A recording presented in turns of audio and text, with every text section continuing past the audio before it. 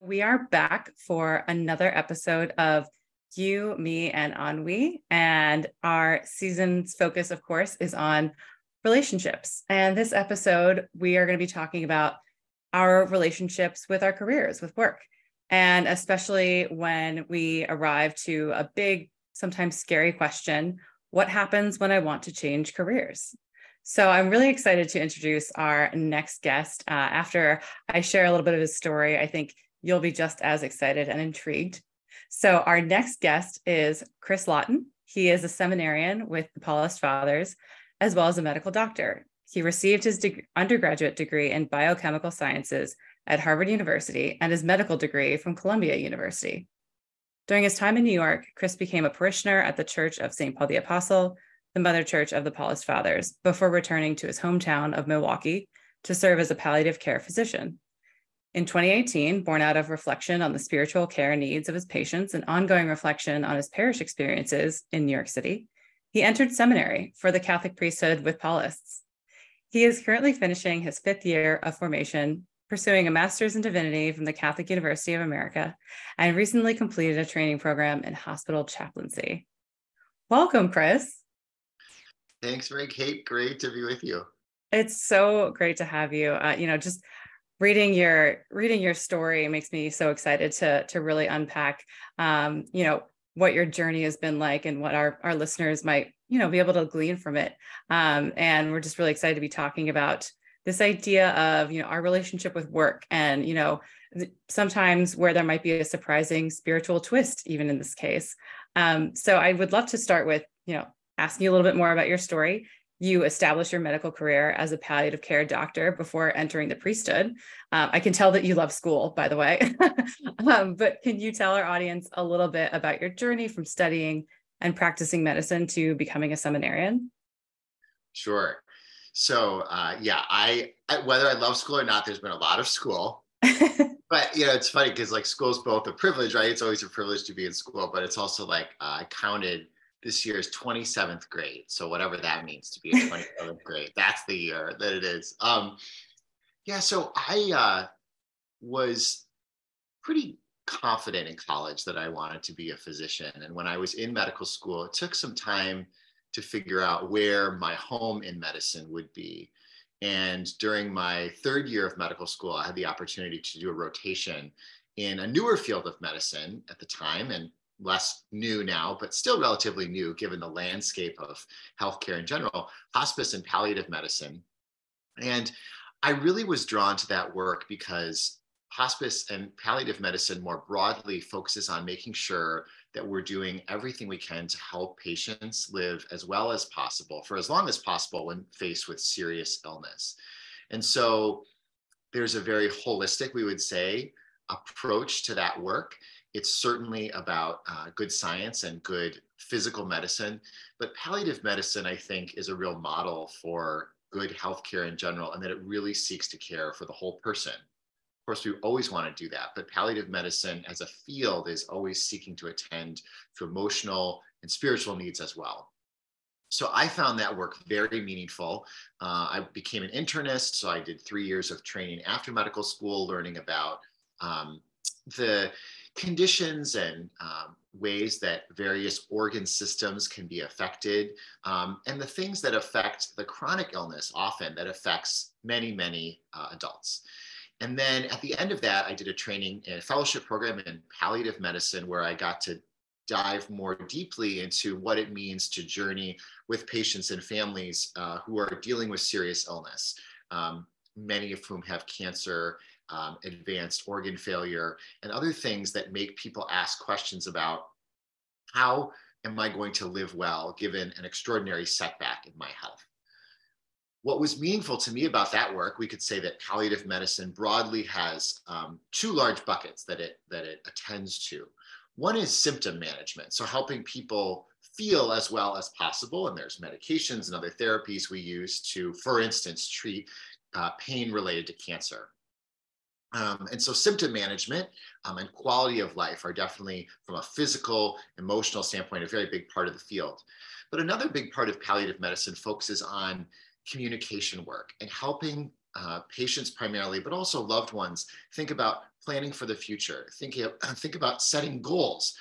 Am I going to take on this next round of chemotherapy? Does it fit with the goals that I have for my life and the life that I want to live? Maybe, and especially when time is short. So thinking about meeting families and patients and learning their story and helping patients make sometimes very complex decisions and walk through, sometimes with a whole network of doctors, a meeting that helps align a patient's deeply held values and goals with the agenda or the hopes of the medical team, or maybe the opportunities and treatments that are available, so that we can get everyone on the same page. Sometimes that happens through a meeting with all of the care providers in the family. Palliative care doctors do what we call some of that advanced communication work to help make sure that everybody's on the same page. I found that work also very meaningful, partly because it relies on learning people's stories and developing relationships with folks who are in pretty difficult circumstances over a very short period of time, and trying to build trust and alliance with them. As part of that journey, as part of that getting to know folks, there's always conversations about, as I mentioned, what makes life worth living, what brings about purpose and meaning, and often relationships with the spiritual and transcendent, if that's something that a patient, if that's a paradigm in which someone operates, which of course many people do. So very often I would be with patients, and I would, through their stories, be thinking about these questions about meaning making, questions about our own connections with the spiritual, with God. And as someone that grew up Catholic, that was always very involved as a member of church communities, parish communities, there was a real way that these worlds aligned. And what was happening for me professionally was always a cause for reflection on my own Catholic faith and my experience as a Christian. So with time, I found that the stirrings that were coming up inside of me were, what if I had the opportunity to attend more directly to the spiritual needs of people, and maybe folks who are dealing with illness and health related needs, but maybe also with others. I had had such a meaningful experience as a parishioner at St. Paul the Apostle in New York City, getting to know the Paulists, getting to know the community there, getting involved in ministry. And I found that at a certain point, after a few years working as an attending, I really wanted to dive into that realm of the spiritual and potentially pastoral care, we might say, more directly. And that's what led to the decision to step away from medical practice and enter seminary with the Paulists. Wow. I mean, just from that description, it sounds like this journey for you has been really fulfilling and very, very life-giving. But I'm curious, as you felt that stirring, I love that visual, that stirring to maybe enter into seminary. Did you turn to anyone for guidance when you were considering the switch? Did you face any criticism or even, lack of understanding from friends or family members? I did turn to lots of folks. And actually at the beginning, to be honest, Mary Kate, the first person I told that I was thinking about this were actually 3 of my college roommates. And I'll tell you why I told them, but we were at our 10-year college reunion, and we were having a really wonderful time, and we were at lunch, and I had been thinking about this. I'd been working out of training, working as a doctor for a few years, and we were at lunch, and I just had this desire to share this thing that I'd been, like you said, stirring. I use that word because it was inside of me, but I felt like they would be good people to tell, because they know me and they care about me, but in a really great way. They didn't have a lot of stake in the decision. And that's not because they didn't care what I chose, but sometimes when we make big decisions in our lives, it's hardest to tell the people who ultimately, love us unconditionally and will come to celebrate that decision. But, if it's maybe a sibling or a direct relative in our family, or maybe a friend or coworker with whom we're interacting every day, for whom that decision will have a direct impact on their life, that can be a hard person to share with. So actually, these friends, and I subsequently told them this, were wonderful people to start with because they knew me, they could support me, but there was an objectivity with which they could receive it, right? So I told them, and I was grateful that they and a number of other friends didn't do what I thought might happen, which was like be shocked, like, oh my gosh, like really, like you're gonna leave all of the things that you've done, or however they might have perceived that shift. I was surprised a little bit because they said, oh, okay, you know what? We can kind of see that for you. And they had questions and things like that, but they were also very affirming more quickly than I anticipated. And some of them are Christian, many of them not. Some of them are religious or spiritual people, some of them not. So the more people I told, there was this common denominator of folks being able to see it more easily than I imagined, because I was thinking about it as this big transition. In many ways it was, but the fact that a number of people sort of affirmed it pretty quickly helped me feel more affirmed. I was grateful. No one was, to answer the second part of your question, I didn't meet anyone who was particularly critical. Certainly people asked questions. When I told my parents that I was really considering applying to seminary, the first question that my mother, she's like a strong protective mother, the first question she asked was, will there be health insurance? Like really practical things, right? And she's the mom, so right, like that. And we now laugh about that, but she was ultimately very, very supportive, just wanted to know it was going to be okay, right? Yeah. So it was a gradual process of telling people, but ultimately the affirmation was really nourishing to the decision for me. That's beautiful. I mean, you're actually, what you're saying is really resonating with me. I actually did make my own switch. I work now in media ministry, but I worked in a very corporate public relations job, and I was close with a few coworkers. And I remember when I was thinking about taking this position, they were the ones I went to first. And it's interesting you say they didn't really have a stake in it. My coworkers were like, this seems like a great opportunity for you. I really think you should go for it. And it was my parents who were thinking, well, cost of living in New York City is tough. And, how will this work for you? So, I'm hearing a lot of your experience resonating with me, and I hope maybe resonating with our listeners.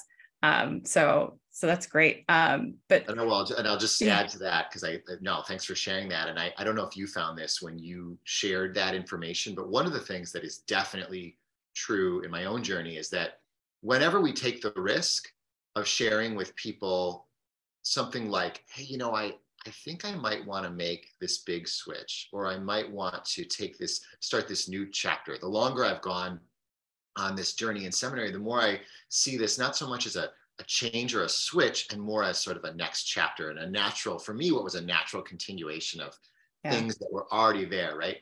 But whenever we tell our own story, it always invites people into reflecting on their own. So I don't know if, as you made your transition, if you found people saying to you, gosh, I've always wondered if I should do X. And that's happened to me so many times, and it's been such a gift, is when people say, I thought about what you shared, and it made me think about this decision that I'm trying to make. I mean, that to me is one of the key reasons we tell our stories, right? It's because we're always learning and reflecting more deeply on how do we live to our own highest expression of ourselves, right? So I think that is another gift of that time of sharing, is you receive so much from other people too about their journey. Yeah, I mean, I can share. I think I am surrounded socially by a lot of type A folks who are just kind of saying, like, their only response was like, cool, that sounds great. Like, kind of like this disbelief of like, great for you. Don't know if I would do it, but also very, very affirming. So I think there's definitely a range of reactions, but all supportive. So that I'm lucky for that as well. But I guess, as you talk about these affirmations, and luckily not so much criticism, but internally, did you find yourself scared to make the switch? And if so, like, was there something you did to overcome that fear, or something that you focused on in the broader sense? Yes, there was. I think there were two fears. that I could point to right away. One was, well, if I do this, what will it mean if I ultimately decide that it's not a path I want to go down? Mm. What will it mean for the professional opportunities in healthcare, right? Like, it is just, it's wonderful to talk about, being on a journey in the next chapter. And I'm going to use those words, but we all know that there's like a practical reality of like, if you leave your job, you no longer have the job and you no longer are, kind of moving through whatever your professional sphere is. You're no longer sort of moving through that sometimes ladder, sometimes winding road that like just practically helps you advance, right? So there was no question that I was a little bit like, oh, I wonder, if I decide not to do this and I tried to come back to full-time, medical practice, what will that mean? Will I be behind the 8 ball? Will I be able to, get a job again? What will happen? So there was that. But, the other probably deeper fear at the time that I still rely on and I go back to was this fear of, I guess I would call it, and people write and reflect on this. I'm not the first person to say this, but the notion of like a deathbed reflection. Like, what would I think if I didn't try this and I were laying there at the end of my life, thinking about the opportunities that I did or didn't take? And for me, that was like, there was like a fear of like, oh, what will I experience in myself if I look back and I never tried this thing that has been stirring inside of me? So that fear actually propelled me forward. And then there was another dance to do of kind of like, one of the ways to overcome the anxiety of a decision, of course, is to get more information. So our vocation director at the time, Father Tran, who was a wonderful Paulist and now friend of mine, he was walking me through many of the decisions that were helping allay some of my fears and anxieties about what will the future look like? What will I do? Where will I live? What if, I have questions along the way, which of course there are. And at a certain point, it was sort of like, I would call that like doing your homework. Like I was just doing my homework to try to make the best decision I could.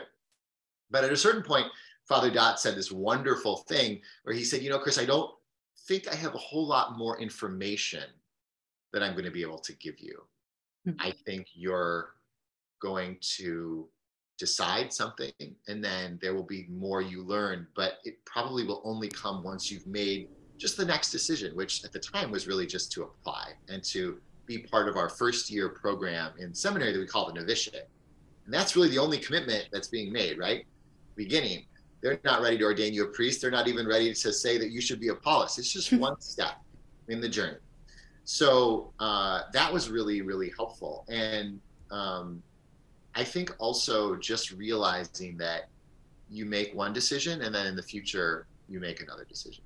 And that sometimes there's a way that in my mind, and I've known other folks like this, we get this thing that happens where we think if I make this decision, there's a domino effect of decisions and consequences, more really effective consequences, whereby my life is like set and I can never make a change again.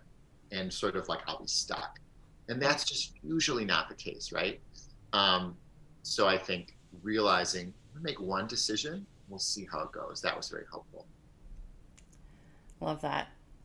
So taking like a different turn in the conversation, and I'm sure it's something that you get asked about quite often.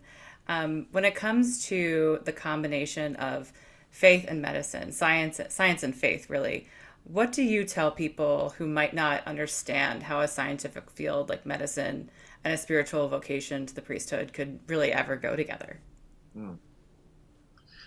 Yes, I found that when I was studying medicine, it always brought me to a deeper sense of awe about the human body. And when you learn about the healthy and diseased human body, which is a big part of the beginning of medical school, there's just such a profound amount of wonder that one can sit with about how this system works at all. And when you're a first year medical student and you go to the anatomy lab and you experience the just unbelievable intricacy, complexity, and really beauty of the human body, for me, that was like the first entry point into like how faith and medicine are just so beautifully woven together. For me, science and medicine are always a lens into the wonder of God's creation, like without question. There's a important question to be asked. Well, we could say, well, why does the human body become diseased? And sort of the problem of suffering is probably beyond the scope of our conversation today. But I do think it's important to say, like, just the incredible intricacy of our bodies, and then when you add on the whole development of our emotional, psychological selves, it's just a great source of wonder. The other thing that was very true for me is there were so many lessons of medical training that were such obvious points of connection to faith. So I'll just give an example from the field of palliative medicine. One of the things that is certainly true in that work, whether someone is Christian or not, is not so much relevant, but there is a phenomenon that we see a lot in folks, especially folks dealing with serious illness, where when folks face something that is unexpected, extremely difficult, there often is this experience of a necessary dying to something in our lives. It might be a dying to a hope that we had about what the future was going to look like. It might be a dying to a certain dimension of our personality that wasn't working very well for us or particularly adaptive to us. It might be confronting just the reality of our own mortality, that we are not people that live forever. There's an experience that comes up in healthcare again and again in small and big ways of dying to something. But then it is just so extraordinary when you watch folks, and I could not speak to this having gone through nearly what many patients and families I've worked with have gone through, of rising to something else, of living into a different experience, of living into a new thing that you're hoping for, of experiencing relationships among family and loved ones in a new way, in and through whatever the medical condition is. A sort of like rebirth of something that for many people, they would say wasn't something they would have ever imagined. It wasn't the way they thought their life would look. It wasn't necessarily the kinds of interactions they thought they'd be having because of whatever circumstances had to change because of the illness. But something new was born out of this great difficulty, right? Mm-hmm. And so there's this Father Richard Rohr, a Franciscan and a Catholic priest, and just amazing source of spiritual wisdom, calls it the parabola of life, recognizing this pattern, which is often true, that there's often a dying before a rising. And you just don't have to sit with folks who are facing serious illness that long to see that pattern, and then to, as a Christian and a Catholic, recognize that's like the central pattern on which we build our faith, right? And so on a very practical level, there's all these incredible ways that we could say, well, look at all that, God gives us in science and discovery and all of these things. But then there's also this very, very powerful level on which these central themes of living, that notion that there's always a going down before a coming up, a dying and a rising, it perpetuates in our lives. And that's the very message of Jesus, right? We would say that pattern and the connection there was also very, very meaningful to see. So I think, for me, that's why I say transitioning, I guess I would say, from being a full-time medical provider to focusing more on spiritual care, it's almost like, for me, looking at deep truths from a slightly different chair in the room, is how I would say it. Love that. And we're, at the time of recording, we're still in the Easter season. So your idea of death to new life is really, really resonating with me. So thank you. I didn't say Happy Easter. I should have I said know that you should. at the start, It's right? still Happy Easter. Easter. Yeah. That's all right. Um, so, if I can speak a little more personally just for a moment, a lot of job transitions, or many times, or at least in my experience, my job transition came from feeling like something was not like missing in this like deep and existential way, but my previous position, I was working at one of the top PR agencies in the country, and I had just hustled, uh, you know, really hustled my life away to get my next promotion to where I wanted to be. And I remember when I got there, I had what Father James Martin, great Jesuit, would call this mountaintop moment where you get to the top and you think, ooh, is that all there is? And that's what really led to me trying to figure out, okay, if this isn't it, what's next? And it really took another, like, I would say 6 to 9 months to a year for it to really appear. But I really was sitting with that notion of, something's missing. So what advice do you think you might have for someone who feels like something is missing in their life, or even if they're just looking for a deeper spiritual connection? They love what they do, but they feel like, their career can't be it, so to speak. Yeah. Oh, I just think that is the question.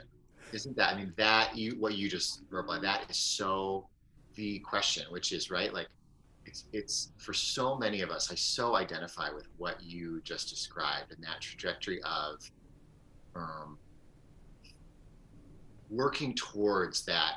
I love that, the mountaintop experience, or at least the mountaintop as the world defines it, right?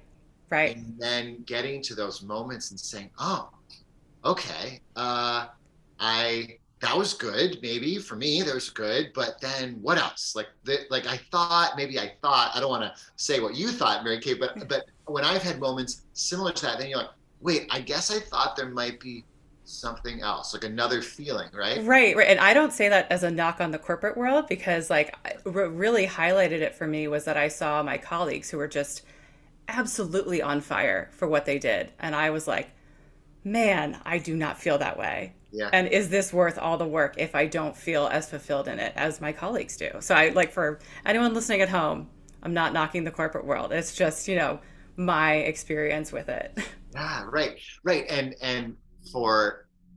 it's so important, right, to reflect with other people about, like, well, what is that moment like for you? Like, I'll just say in for those of us that have gone through medical training, it's that moment of graduating medical school, or maybe residency, or getting your first job that you've been working so hard for, and then experiencing it. And I will just say, I share that. I did not transition from where I was to where I am out of dissatisfaction.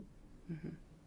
I did what I did because I was so grateful for where I was. It was deeply meaningful, and it left me wondering about a new chapter, right? So again, like, it's not, for me, it's not like a, then and now and before and after, or like, it's actually a continuation. But I would say my mountaintop experience was getting to that place. It's like, okay, now I'm doing the thing, this is the job. And then I was still wondering. I would say I was still searching. And I think there's two ways that I would respond to that. Like, what do you do when you're at the mountaintop looking for more? One is that, in a very real way, there may be another place that is a even more authentic expression of your gifts in that moment, right? And I think for me, that was an important reason to make that transition. But I think in another way, one of the lessons that I'm having to learn in seminary, which, as like, in case it is not clear, I'll just say, is by no means perfect or like an unending mountaintop. It is far from that, right? And if you said, well, let's talk about some of the challenging things, I could tell you, many of them, right? But it is a very life-giving place where I very much feel God. We Paulists would say, feel the Holy Spirit doing something, right? In me, around me, working on me. That's good. But what I think is also true is that at some point or another, we have to confront this reality that, as spiritual beings, I would call it God. I would call it the experience of, Jesus Christ, God's Son. But, maybe there are people out there listening who would not use the same paradigm, but they are thinking about something beyond myself, something some guiding force, something that really is moving me and the universe, and it calls me beyond myself, right? Again, I'm going to come at this from a particular lens. It's from my own faith, and I realize that we may have people in very, different places on that journey or different experiences of a spiritual practice. But what is definitely true for me, and I wonder if it's true for others, and is that one of the tasks, I think, of our spiritual lives is confronting the fact that that restlessness will never totally be satisfied in this life, right? So coming into seminary for me is a more comfortable place to sit with the reality that I'll never be totally satisfied. I think one of the great challenges of the world we live in, and especially, I don't know, corporate America, but I know this is true in medical training, is like, there's this way that without anyone intending bad, you keep running and going and going. And the implicit conclusion is, when you get to the end of this, it's going to be so great, worth every minute. And you're going to, and I think that, many of us get to that point. It's like, it is, I think healthcare is just in many forms, right? Whether you're a doctor, nurse, or a PA, or an NP, or, medical assistant, so many ways, amazing, amazing, meaningful work. But to look to any one thing, one job that it's going to, fulfill all of my deepest desires and needs, and, be able to use my gifts in the perfect way. In other words, sustain the mountaintop, I would say, for an extended period. I think it's something we get told we should expect, but then lets us down when we don't. And I think learning to live in a world where we're doing the best we can to make meaning and experience something far beyond ourselves, but knowing that in this life, that is so unlikely to be fully satisfied. We Catholics, Christians would say that is not going to be satisfied in this lifetime. And getting comfortable with the fact that we're going to just be on the journey. My favorite song of all songs is U2's I Still Haven't Found What I'm Looking For. Because I think it just speaks so beautifully to this reality that, I haven't found it. I mean, I've had mountaintop experiences. So I think I'm just trying to do the best I can to move towards it, but I haven't found it. And quite honestly, Mary Kate, I'm just trying to get more comfortable with, I'm never going to be fully satisfied in this life, but I will love the mountaintops when they come. I love that. It's interesting as you were describing, what it's like in the healthcare environment. And you said, I don't know what it's like in the corporate world. I do remember we used to say to ourselves, if we ever got just too overwhelmed or just too stressed out about something, someone would turn to you and say, remember, it's PR, not the ER.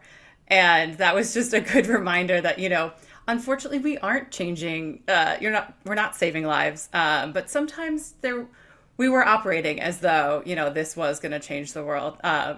So I think it's a different wheel, a different system. But I do love what you're saying about getting comfortable with always being restless. I was actually going to ask you. I think that leads well into this question of coming to today. What does your professional and spiritual fulfillment feel like? Maybe fulfillment isn't the right word from what we've just described, but looking at it today, what is this now combination of professional and spiritual life? How does that feel for you? How would you describe it? Yeah. So in this moment, I will say there are like maybe ultimate fulfillment is like one thing, right? But I will say like there are many, I'm grateful to say there are many fulfilling moments. And then, sort of you talk about the professional, the spiritual, and there's many challenging ones. But so maybe I can speak to both parts of that. I mean, from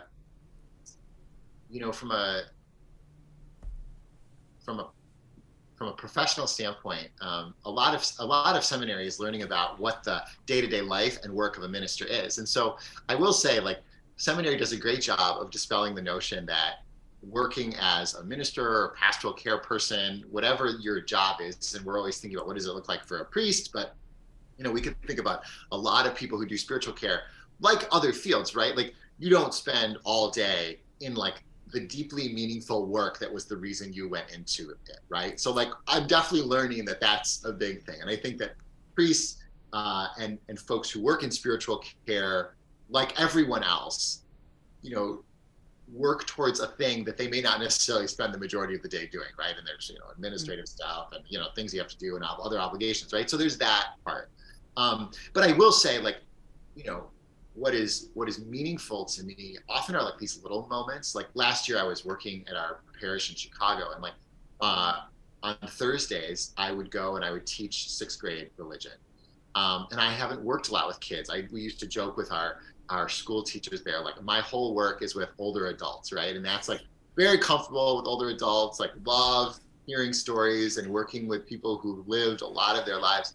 So working with kids was a new adventure, but there were so many moments of joy and laughter. And here we are trying to work through like questions of faith and understanding our religion, all that. But there was so much laughter and there was so much spontaneity that I've never experienced in my work before. And that was like so meaningful. That was very fulfilling for me.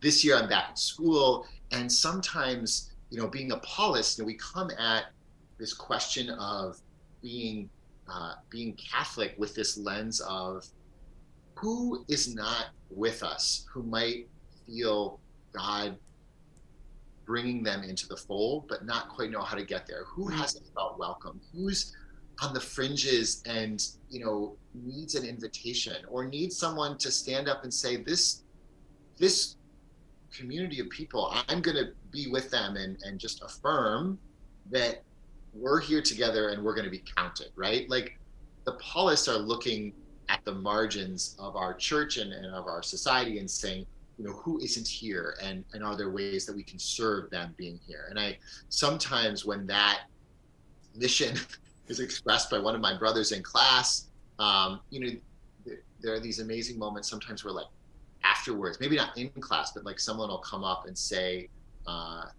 you know, I really wondered about that question, or I felt that too, but I didn't know if I could say that.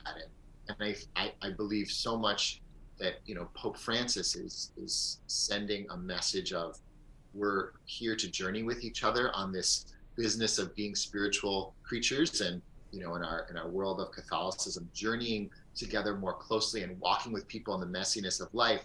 And there are times here in our Catholic land and Seminarian, we study with people of all different religious communities and geographic backgrounds in the church, where you feel people excited about that notion of like, what if we aren't afraid to get involved in the messiness of life and ask hard questions and lean with love first, and not with, you know, like hitting people over the head with doctrines. So there's these moments where you feel people like, oh yeah, I can really get on board for that. That's very affirming. You know, and then on a spiritual level, I mean, I feel like what's so fulfilling is when, you know, you realize that, you know, that, again, I would say call it the Holy Spirit is teaching you something. I mean, right now I'm being taught that, you know, it's more about, you know, waiting than and receiving than achieving, right? We talked so much about these professional worlds where it's like success and achieve. And a lot of our world here is about, you know, letting things happen and being open and ready when they do, and not being so scheduled and planned that you miss the spontaneous moments that God has. Sometimes it's about checking my ego at the door. That's a big part of it right now too. And it's really fulfilling on a spiritual level to feel like the mission of our community is aligned with what I experience in family and friends and loved ones and colleagues is needed in those relationships. So I feel that in a very powerful way, that I believe in this work, the mission of our community, as it's borne out in the most meaningful relationships in my life. So I think that's also very meaningful. There might be some people who are believing in this idea of like the sunk cost fallacy, or maybe that it's too late to change their career. I've come this far, you know, what am I giving up? What would you say to someone who feels like maybe it's quote unquote too late to make a change? That's a great question. The first thing I think about is that it is a privilege to be able to make a change. I think there's just, again, it's really wonderful to talk with you, and I love talking about, this journey and going from one field to a new one, and the parallels, but also how they are distinct and all of that. But what's definitely true is that not everyone, it is a privilege. I believe very strongly it is a privilege to choose different kinds of work that is meaningful to you, and certainly to have one and then to choose another one. I mean, there are just so many people that would not have that opportunity, right? So I just think there's first holding up that not everyone does, and some people that might, I also want to be practical. I realize, let's say, if I had been a physician, a parent, married, things there, or just practically speaking, many people, financial reasons, right? Things just may not have been possible, right? So just to be real, right? So I think on the one hand, if somebody said, well, it's too late, and I worry it's because these practical realities of my life, one wouldn't allow me to do anything and everything. We may end up saying this, that is true. Although I also wonder, what if one particular dream isn't true? Who are my close confidants with whom I could be so vulnerable as to say, I'm thinking about this other thing, or maybe I'm not satisfied with the thing that I'm doing, and I really need to be honest enough about that to work through what a different reality might look like. I did not experience dissatisfaction. I experienced wonder at a new thing. But for many people, too late and wondering about a new path comes from I want to get out of what I'm doing. And I think having trusted people with whom you can get real about that, who can work through maybe some practical things okay, it might not look like going back to nursing school, but if working with people and caring for physical and emotional needs is meaningful, what could that look like for you, right? That's one dimension. For people that might actually make a big change, I would do anything I could to instill some of the very things we talked about at the beginning, that we can convince ourselves that it's too late, it's too much, that things are going to be so set in stone that when I make a decision that they'll be unfixable or unmodifiable in the future. And I think the number one thing, the first thing, is to start telling that story. Start talking with people you love, people you trust about those fears. And I will just say that far from seeing too late as a negative, some of my most trusted friends and mentors, both in medicine and now in ministry, are people that themselves and others said it was too late. My best friend in medical school was 41 when we started medical school. So she was almost 20 years older than me. Wow. And she was so beloved as a medical student, later as a psychiatrist, because she brought so much to the experience of caring for patients that those of us who came right out of college never could have brought, because she had so much experience, so much perspective from a whole other world that she came from, right? The same in ministry. I have the privilege of being with some guys who, like me, came to this, I came to healthcare right out of college. I also am inspired every day by guys who came to this work from another field, from another part of their journey, from another personal or professional chapter of their lives. And it is just always true that those experiences enrich the next chapter. So in some ways, it's, yes, we have to be pragmatic. In other ways, it's, do we realize that this may not be too late? It may just be the right time. And that journey to that moment will all inform and in some ways enhance wherever we're leaning next. I love that. So it's too late might not be the right way to phrase it. I love that. But that's how I thought about the same thing. I still work, that's straightforward. But I mean, that's how we think of it, right? So that I get that. I love that. I love that. Well, thank you so much for joining us and telling us about your story. I've really enjoyed this conversation. I know our listeners will too. Before I let you go, there is one question that we're asking all of our guests, and it has to do with the name of our podcast, You, Me, and Ennui. So, ennui being this sense of listlessness or blahs. We're trying to help anyone who's feeling like they're at a big point in their life get unstuck and maybe take those first steps. So, just curious to know if there's anything that's giving you a sense of ennui right now, and if so, how do you break out of it? Oh, yes. Yes, I think, we were just talking about like how like I come into this world of like ministry and I'm studying theology, and I'll be honest, there are days like in everything that are just feel like, oh, mundane, doing the thing. It's like it does feel like, while I love the what we're working towards here and the goal and the mission, some days are just like kind of like, okay, like we're kind of, we're just working through it, chugging along, and may not feel as inspiring. So for me, one of the things I am doing, it's kind of, even I would say it's only in the last couple of years, is um, I'm trying to, when I get into that space, I'm trying to lean into like a new author. And I'm finding certain folks have like been really, really meaningful to get me unstuck when things are feeling kind of blah. And one, can I just throw Yes. one? Oh, I was just going to ask you for examples. One person, and by extension through her, many people, if if you or anyone hasn't currently heard of and listened to Krista Tippet's OnBeing, Oh, if I you, love. I mean, She's my yeah, I ideal. just, she and the guests that she has, on being on space being, which is she is always looking at, through many, many different spiritual writers, thinkers, people of all different religious and spiritual practice.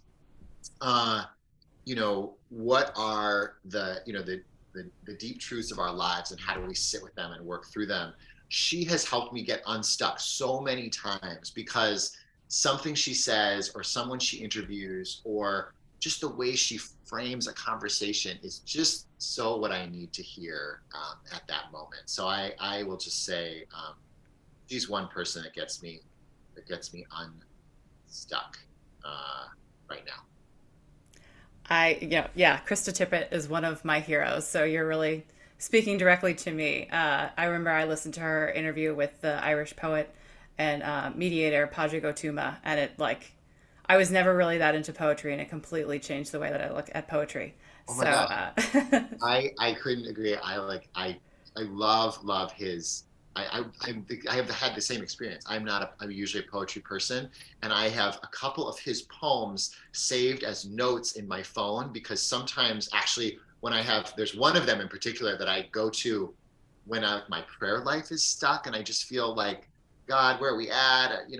I go back to his words, like more than I can tell you. yeah.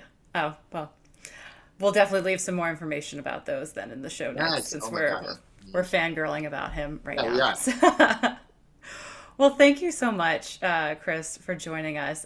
Where can people find out more about what you're working on right now? Can we point them in the direction of anything so they could learn more about you? Oh my gosh. Well, I would love to direct them to, if you would be interested, to follow, not just what I'm doing, but what our community here of men who are, we call Information in Seminary with a Paulist, on YouTube, Instagram, Facebook. You can find us at Paulist Seminarians, or at Paulist Seminarians, Paulist, and has all the content. We try to put out video and other social media content there, and then information about all, briefly about my own story and the guys that I study with, is all available um, on our website, which is on theapaulist.com. Great. Well, thank you so much, Chris. Thank you so much, Mary Kate.